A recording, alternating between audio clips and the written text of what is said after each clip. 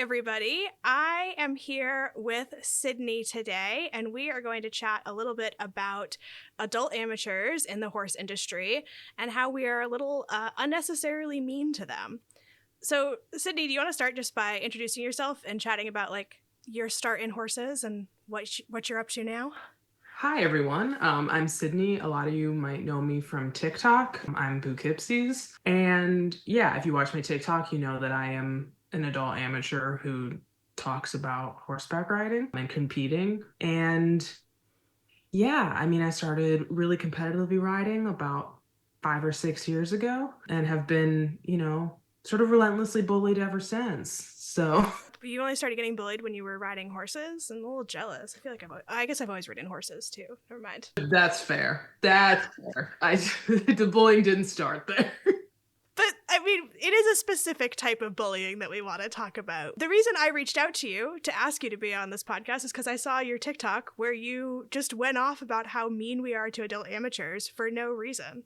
Yes. No, I'm very excited that you invited me on here. I'm very excited to talk about this because I was going to say this is my Roman Empire, but it's more than that. It is a calling. I believe it is the reason I was placed onto this earth was to talk about how we need to be nicer to 30-year-old women that ride horses. Well, we do, because they're literally not hurting anyone, and they're just trying to have a good time. It's really not that big of a deal. They're usually pretty nice ladies, and just leave them alone. They're doing fine. And it's not super surprising that we're mean to adult amateurs, because this is maybe the most elitist hobby that you could possibly find yourself in. Very true. And we are in a very unique hobby in that we can compete alongside the pros and the greats. You know what I mean? Like you could go to a show in Aiken right now and compete against Boyd Martin if you wanted to. But I don't know how many recreational basketball players are going up against LeBron James on the weekend. And to be fair to our professionals, I don't know how nice professional basketball players would be. Yeah, but you're right. We are unique. And so I think that we have an obligation to navigate that a little bit better than we currently do. Yes. Yes. I have no doubt that a professional soccer player would be very mean to an amateur soccer player. But is it right? No, it's not right. So because we're in this position, we should set the standard. Well, but also if we're comparing soccer and basketball, those are team sports where you have a team of people who are all professionals. Whereas with horseback riding, you and your horse are a team, and sure there are drill teams and stuff like that. But for the most part, you're just going out there and you're doing your thing and they're doing their thing, and your performance doesn't impact them at all, besides maybe how they place. That is very true. And it's also the barrier to entry to being a quote unquote professional horseback rider is much lower than the NBA. So, as I said in my TikTok, truly the only difference between a professional horseback rider and an amateur is one gets paid and the other one doesn't. That's literally the only difference. There's no requirement in terms of skill to be a professional. Ideally, you'd like your pros to be good, and I would say a great majority of them are, but it doesn't mean therefore the amateurs are not good. It just means they're also good, but they don't get paid. Right. And yeah, if we're looking at what those competitions consider pro versus amateur, if you go out and you take 5 lessons and then you charge $20 once a week to give your neighbor's kid a pony ride, you're now considered a professional. Right. In the eyes of the USEA and USEF, they're wow, you are tip of the top. And which is ridiculous. Right. And therefore must compete in open. And I get obviously why that rule exists, because you don't want past Olympians to enter into the senior division and just wreck shop. You don't want that, but there obviously has to be nuance in there. Right. No, 100%. And even if you are in those open classes, one thing you mentioned when we were talking is how rude pros tend to be in the warm-up rings too. Yeah, because because I always compete in open because like I've said, I think it's kind of funny and also why not? It costs the same. Like I'll get judged by the same person that just judged, a former Olympian. That seems neat. That seems nifty. But then you're in the warm up with these guys and boy howdy, like and again, I'm only up at training level. Like I'm not doing intermediate, I'm not doing advanced. I'm just at training right now. And the deathly seriousness with which everything is taken is interesting and also kind of hilarious because they're just like locked fully in. They're fully locked in. And you're just like trotting around like la la la. And they're just because they're so locked in and I guess like in their athletic zone, they don't acknowledge anyone else. It's not like they're running into everyone. They're running into you. Pros are running into pros all of the time. Like people are bouncing off of each other like ping pong balls. And you're just like, guys, just like move. Just look up before you go anywhere. It's gonna be okay. That's so funny. And this new thing that they're doing is the pros will send because they have working students, right? So they have a bunch of little people on the ground who can adjust jumps for them. So this new thing that they're doing is they're adjusting jumps in the show jump warm up, which previously how it used to go is just like the ring steward would set it for whatever level you're at. So if you're doing a novice, everything's set at novice height except for the cross rail. And then training is set at training and so forth. But now they're coming in there and they're warming up their horses for training show jump with like prelim and above size jumps. And I'm in there like, well, I gotta warm up too. So I'm like warming up over like 3-8 jumps. And I'm like, well, oh well. And it's like, I'm like, it's fine because I'm on Superman. Like on any other horse, this would not be okay. Thank goodness I'm on my incredible horse Superman. But like, that's not nice. That's rude. It's rude. It is rude. And like you said, like they're taking it so seriously. Like most of the pros who I know of who are competing at training are like doing it to school their young horses. And so like they are like laser focused on the Olympics in 8 years, right? This is their up and coming, like these are their next horses or their sales projects. But like for some of them, like these are their potentially next Olympic ride. So they like knock a rail in training and just their faces just turn sheet white, like this is it. Like we have to sacrifice this horse. And it's like, it's gonna be okay. I really think it's gonna be okay. You know who would probably love that horse? An adult amateur. Amateur. True, true. And it's like, yeah, it just it's a little ridiculous. And it's not me being like, hey, I don't understand that like pros have a fire in their heart and a passion and like they, that's how they got to the top. But I think it also ignores the fact that like I also am competitive and I also have a fire in my heart and I also deserve to have the best chance to succeed.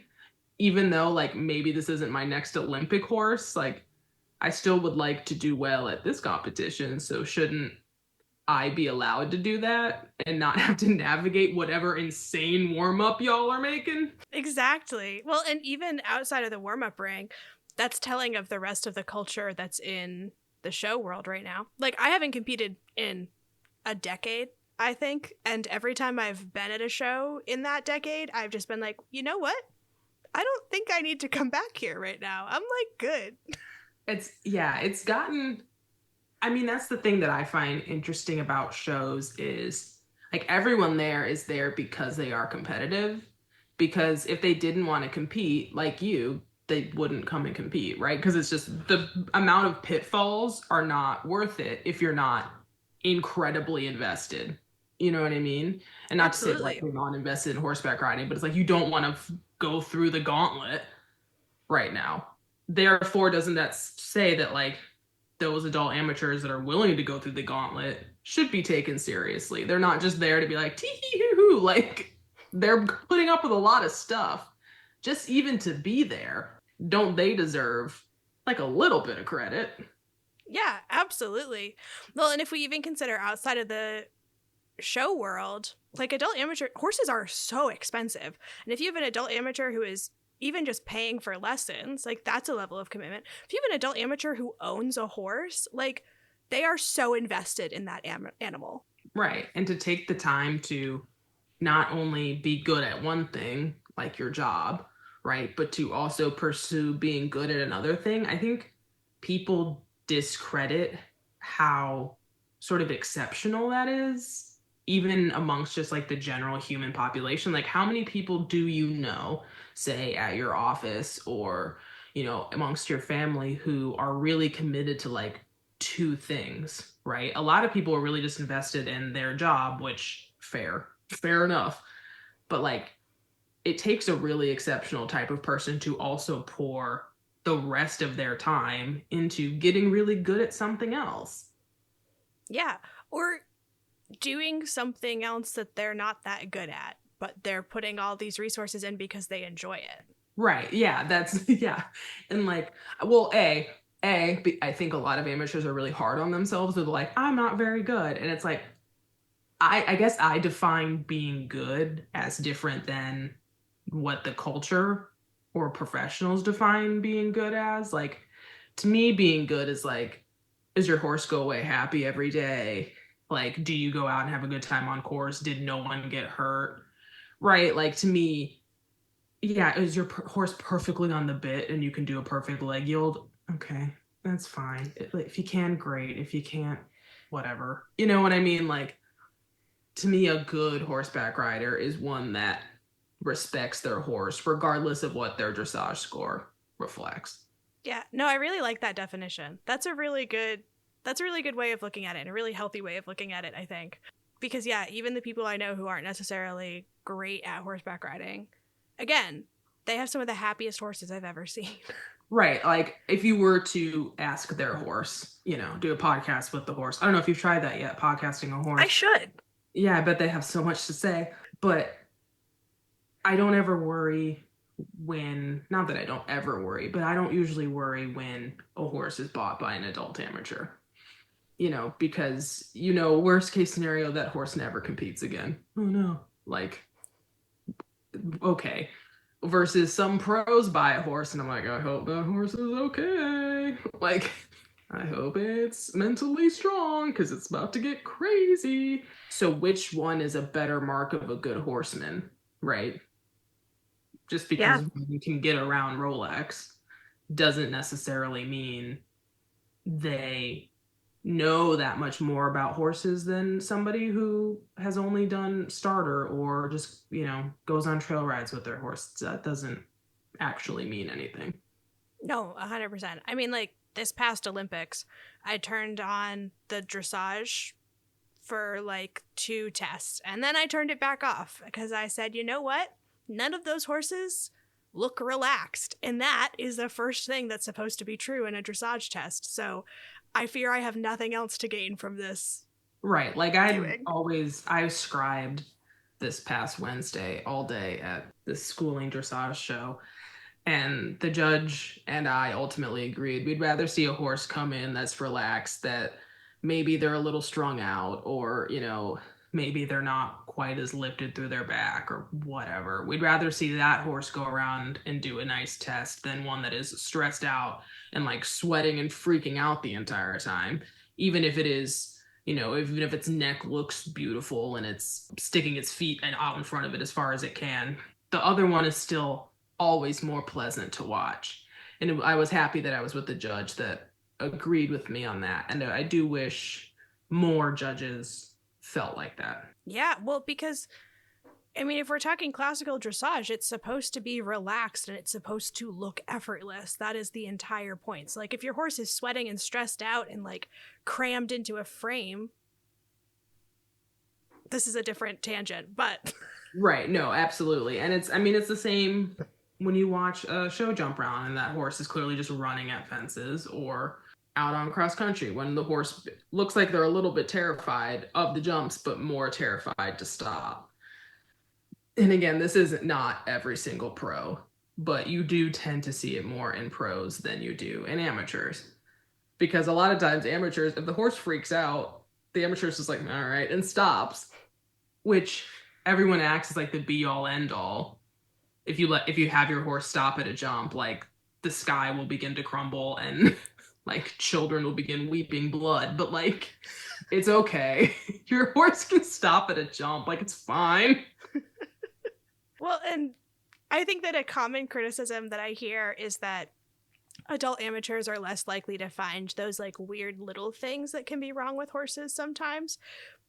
But adult amateurs fuss over their horses so much, and I think are more apt to find a cut than a pro. Like if there's something hidden somewhere, like that adult Ammy is spending an hour tacking up because they just want to futz and pet and brush, and like they will notice things. They might not know about EPM, for example. Like, well, they might not pick up on like EPM signs necessarily, but like they're going to notice that something's wrong and they're going to go to their vet and be like, help, my horse is weird. Right, right. And yeah, I think adult amateurs do put the same amount of time and effort in terms of conditioning and vet care as pros do, if not more. And buying supplements and buying products and buying, everything that will make their horse as comfortable as possible. They're doing it at the same exact rate that professionals are. Sometimes it's above and beyond. Like, I've also heard people make fun of adult amateurs for how much they fuss over their horses and how many different supplements they get. But, like, oh, well, the mare's eating raspberry leaves. Great. She's fine. Yeah, like that goes back to the horsemanship thing of like which is the better horseman or what, is truly good horsemanship. And again, I think that's not something that's very easy to define, but I think a good starting place is how happy is the horse. I don't know. I feel like it's not that deep. Like people get so up in arms about it, and it's not that deep. It's interesting because I kind of like not see both sides. That's a weird way to put it, but like as someone who has, lofty ambitions, let's say, for, going up the levels, I'm like, I get the competitive, like being really locked in, really being focused in, and like just wanting to drill stuff and get things really perfect. But then I also see like my horses are my friends, like they are my little guys, and I don't want to see them sad just for the sake of my goals. Yeah. And I get to like taking it very seriously, going to a competition and taking it very seriously. And I have yet to meet a single adult amateur that does not take competing seriously. I have yet to see one that just like goes around and like sows complete chaos for no reason. But it's not, at the end of the day, guys, we don't really need to be doing this. It isn't, it's not brain surgery. Like it is, if every horse, honest to God, if every horse disappeared off the planet tomorrow, like it'd be a weird couple days, but we'd move on. Like society would continue. Oh my God. There might be some farmers that had to adjust. Like there's a couple farmers that are gonna be like, oh man. But like we do have cars, so like it'll be okay. But like that's not to take away from like taking the competing part seriously, but I think even every high level professional athlete, like I think at the end of the day, even Serena Williams laid down and was like, it's just tennis. Like it is just sports. Like they do play an important part of society. They're an important form of entertainment, but it's a sport. No, it is. And it's interesting because horses have not always been that. Horses have been an incredibly important part of our culture and history. But like today, yeah, it's interesting to have something that was so important to keep society functioning to now almost entirely be used for pleasure and entertainment. I don't think there's anything else. There's still service dogs out there helping the blind, and I don't know a single horse that's helped a blind person. So I do. There are service minis. There are actually service, which is, yeah. I think, still to me a risk. Have you met a mini? You think that thing's not going to lead you into traffic? They're so mean. But have you seen them with their little sneakers on when they go into the grocery store? Girls, absolutely. It's a They're so delight. cute. They're so cute. My understanding is that they're mostly used for mobility, which is really cute. Oh, that makes sense. That makes it easy because, like, I don't even like a Great Dane, even the biggest dog would still not lift a lot. That's really smart. Man, Yeah. horses are cool. Horses are cool. They're great. Well, and Such neat little guys, and I understand why we keep hitting them so much. they They're don't just, deserve it. I know, they're just little guys, and they're doing their best. They really are. Yeah. And I you mentioned like we should be nicer to the women in their 30s, which is like, yeah, that's most of it. I have also the past couple of years witnessed like 3 or 4 women in their like 50s buy their first horse after not riding since they were kids. I have never seen a happier person than those women who were posting pictures with their brand new horse. Oh my gosh, yes. Like fulfilling childhood dreams is this really Yes. big thing that these 50-year-old women are doing. There's a woman in my barn that didn't start riding until she was in her late 40s and has gone up through training and eventing through sheer force of will, Good for and this her. incredible horse that she loves. I think she deserves as much credit as anybody out there, because she puts in the work, she puts in the time too. No, 100%. Well, and you had mentioned like the competitiveness and having lofty goals, which like I ultimately one of my long-term goals is to get my bronze dressage medal, and it's kind of a screw you reason. Like I have had so many people like not necessarily take me seriously because I haven't competed since I was a teenager. And so now I'm like, no, I'm going to do it to prove to you all that I can, because I've watched people not believe me when I've told them that I've ridden third level dressage. They don't believe me. And I'm like, watch me. I'm going to go do this. Right. Yeah, it is. There is always that like look of, yeah, that look, especially like I'm like, I'm 31. Ooh, there's my official age. But like when I say like, yeah, no, I want to be like an upper level, advanced level eventer, and people look at me like I'm crazy, and I'm like, Mikael Young is in his late 40s. Like these people, like Boyd is in his 40s. We have top athletes who are old. Oh my god, Denny Emerson is still going and he's like in his 80s, I think. Right. Yeah. So there's not really a timeline there. So I don't really understand when people sort of like doubt you. I don't know, or because you've taken a break or anything, or looking surprised when an amateur has done third level or high levels. Like, yeah, they put the work in, they get good at it. There's no reason why anyone can't if they put, the right amount of work in. There's no reason anyone can't get to whatever level they want to. Right. I mean, when we're talking about moving up the levels, the important part is finding a pro who's worth the money. Yes, absolutely. Like pros absolutely play an important part in developing adult amateurs. Right. And And I like, think it is again, our sport is unique in that you have the pros directly coaching the amateurs, which doesn't really happen, I think, in any other sport. And I think the pros should take a good pro, I think, takes as much pride in the success of their students as they do in their own success. oh Um, yeah. and if they can't do that, then I don't think teaching is what they should be doing. And I understand teaching's kind of the only way you make money, especially in America, in American horseback riding. But I think it is really important to have pride in your students and have pride in sort of the amateur riders that we have that are essentially holding up and are the foundation of this sport. Yeah. Well, I mean, exactly. Like you just kind of hit the nail on the head. The way you make money with horses is lessons. Like adult amateurs are the reason this industry is able to continue at all. Right. Right. Amateurs are filling up barns. Amateurs are, the one volunteering for clinics or to be at shows. It's amateurs. And an amateur that goes and never competes but volunteers and jump judges at a show every weekend is just as important.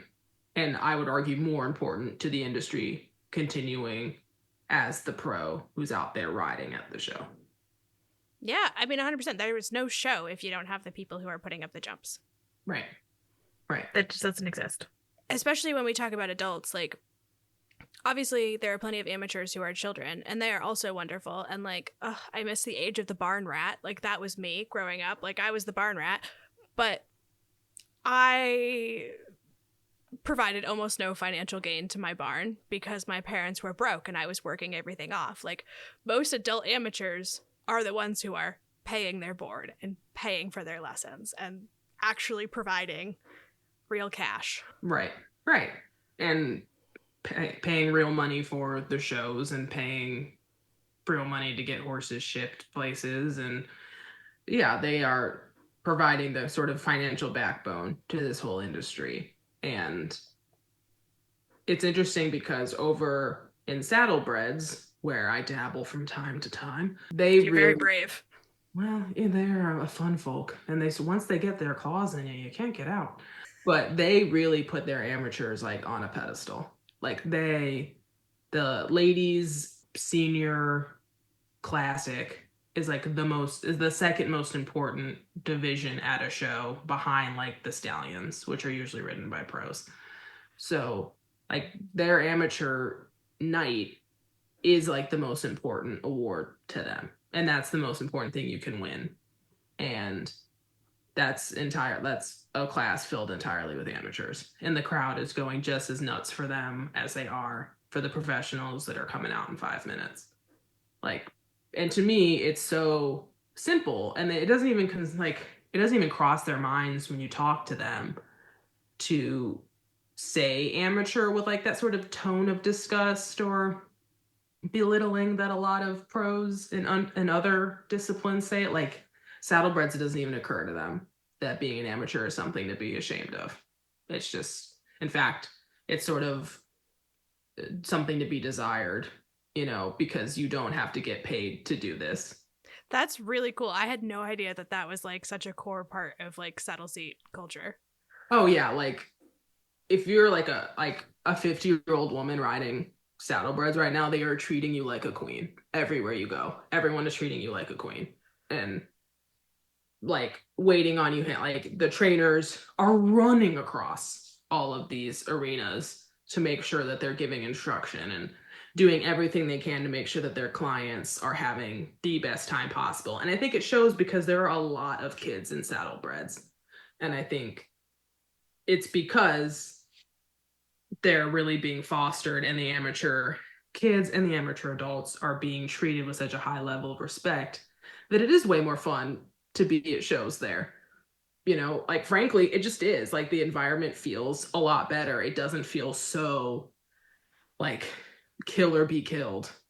Maybe the dying discipline of eventing could take a few notes. Right. I mean, and I don't think I could ever just exclusively do saddle seat because I love it. I think it's very neat, but I mean, my heart is out on cross country. So unfortunately, I must stay in eventing and continue to be a problem. But it's, I think there is a lot to learn. And I don't think that the trainers over at Saddle Seat are sacrificing anything. I think they still have their big horses that they go out and compete on. They still have, they all own their own barns. They have their own grooming teams. Like they have these beautiful lives. And it doesn't really seem like they gave up the dream at the cost of being kind to their amateurs. No, I love that so much. As we start to get ready to wrap up, though, I have one last question for you, which is just based on the conversation that we've had. What advice would you want to share with whoever's listening? Oh, gosh. I guess, that is a hard one. Because I'm assuming I'm assuming not a lot of pros, no offense, are listening, because I don't know what they do. No offense ride taken. horses. It seems they just eat, ride, horse, sleep. Eat, ride, horse, sleep. And I'm worried about them. I think they should get out more. But so maybe that's advice to some pros. Go outside without a horse. Read a book. Watch a movie. It's good for you. It'll be okay. And for the adult amateurs out there, or anybody riding a horse, if you compete or not, like my main advice is always, and it's a cliche, but it's the horse first, right? Like, look at your horse. And if people are around you saying, oh, you're not a good rider, oh, you're not this, or you're not that, and your horse is excited to see you every day, and you see your horse and they have a calm eye and they've got a great coat and a happy life, like, it doesn't matter. Like, that's your friend, that's your buddy, that's your teammate. That's all that matters. And whether you're at a show or out on trail, like, as long as you're doing everything you can to maintain that connection to the best of your ability, like, then you're already winning, son.